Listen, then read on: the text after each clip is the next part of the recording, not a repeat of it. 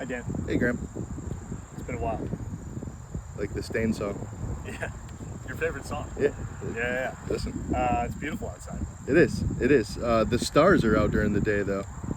Yeah, I can see some stars. Oh, I'm actually on the referencing fretboard. Hey! So ask me about this guitar then. So I see that's a beautiful PRS guitar with one hell of an inlay.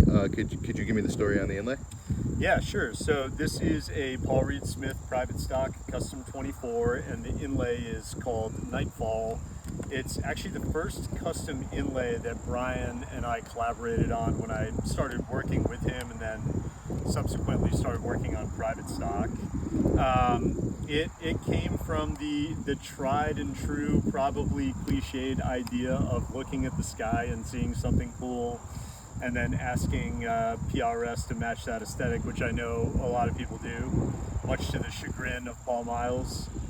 We were driving through Delaware and driving into Maryland, and it was evening, and the sky just looked kind of interesting, and we could see a bunch of stars, and we started talking about it, and this is it. And the idea was to have a section on the fretboard that was all inlays, so you can see that there's a solid section of all mother of pearl in this guitar, and then it kind of decomposes into all these stars, and then we juxtapose it with some color on the fretboard. We've done it in wood, we've done it in various types of shell, and it's a full fretboard inlay, and it's awesome. We actually have a couple of guitars coming with reverse Nightfall, where the pattern will be reversed, the solid area will be here, and it will descend into the stars. But yeah, it's been a really popular inlay from the word go. Whenever we do custom inlays, you kind of cross your fingers and hope that people are going to like them, because they are expensive and the R&D is expensive, and this one's been very popular. I think, just off the top of my head, we've probably done 10 to 15 of these, and they've all been really popular with our customers. This is a build that is a riff on a previous build that I spec'd for the shop. And the idea was to have just kind of like a featured pop of color on the guitar. One thing that I don't always love on private stocks is what I call kitchen sink guitars, where there's so many features you kind of don't know what the point is.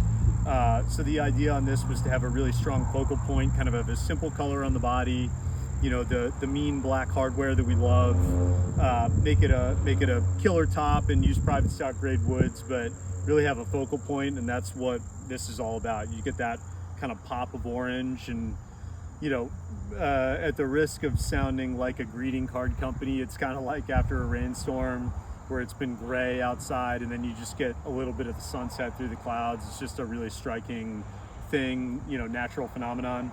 So we got the pop of color on the fretboard right here, and on the back we got the pop of color on the back.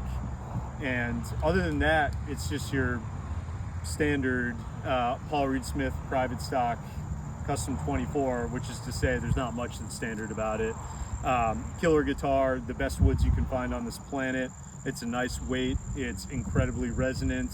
We've got our sort of signature pickup configuration here, the 5815 and the uncovered 5909, which we all like very much. And I love this guitar. I think it says a lot without saying too much, and this is exactly the kind of aesthetic that I'm drawn to for all custom guitars, especially Paul Reed Smith private stock. This guitar is in stock now, ready to go, and yeah, it's expensive. I'm not gonna lie to you, it's expensive, but it's worth it. Killer Awesome. guitar. I'm gonna step in and check that inlay out.